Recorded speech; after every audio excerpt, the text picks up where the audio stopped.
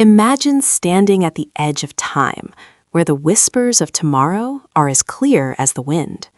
Meet Dr. Elias Thorne, a man whose life was dedicated to the unseen frequencies of the universe. In his small, cluttered laboratory, filled with glowing screens and tangled wires, Elias lived for the breakthrough that would change everything. He didn't want to travel through time. He simply wanted to listen. He believed that the future wasn't a destination, but a broadcast waiting to be tuned in. Little did he know, some broadcasts are better left unheard. One rainy Tuesday, it finally happened.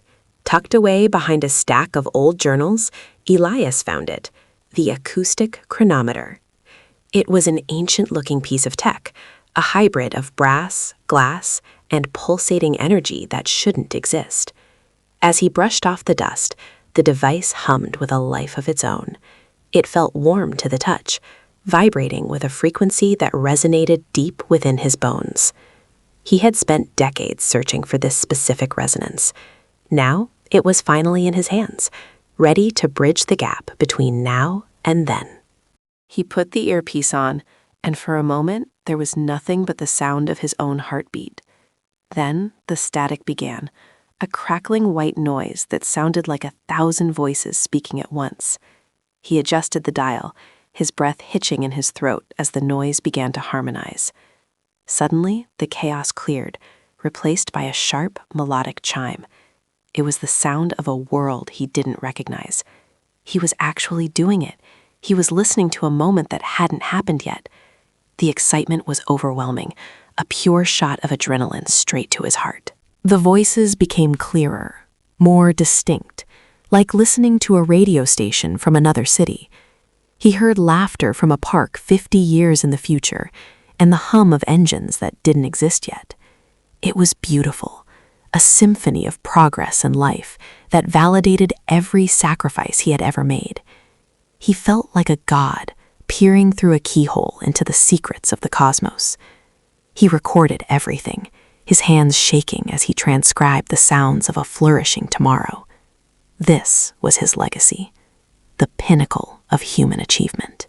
But then the frequency shifted. The laughter faded into a low, distorted groan that chilled him to his core. He heard his own name whispered through the static, a voice that sounded exactly like his own, but older, tired, and full of regret. "Elias, stop while you can," the voice pleaded over and over. The messages began to describe a series of failures, his experiments causing a cascade of disasters he couldn't control. The device wasn't just a window, it was a warning. The golden light of the chronometer turned a deep, threatening crimson. Obsession took hold of him like a fever. He stopped sleeping, spending every waking hour trying to decode the exact moment his downfall would begin. Every sound in the lab started to feel like a threat, the hum of the fridge, the clicking of the clock.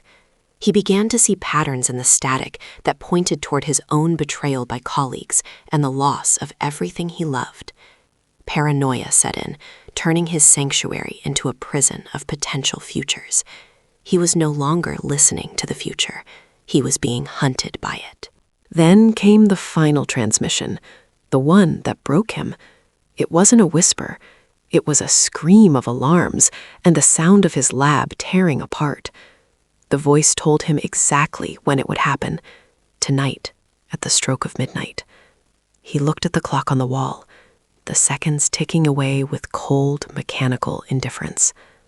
The future wasn't just a possibility anymore. It was an executioner's blade hanging over his head. He realized that his very attempt to hear the future was the catalyst for the disaster he feared. In a fit of desperate rage, Elias decided to fight back. He grabbed a heavy wrench and began to smash the machinery that had been his life's work. If he could destroy the lab, maybe he could break the loop. Sparks flew and glass shattered as he tore at the cables, trying to silence the voices once and for all. He screamed into the void, a defiant roar against the destiny that had been whispered into his ear. He would not be a victim of his own discovery. he would choose silence over a predetermined end. As the final piece of equipment went dark, the lab fell into a heavy, suffocating silence. Elias slumped against the wall, his chest heaving as he waited for the disaster that never came. The clock struck midnight, and nothing happened. The future had been silenced, but at the cost of everything he had built.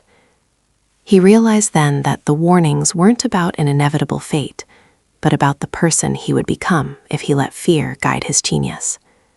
He was alone in the dark, but for the first time in years, he was finally free to live in the present. We often worry so much about what's coming next that we forget to experience what's happening now.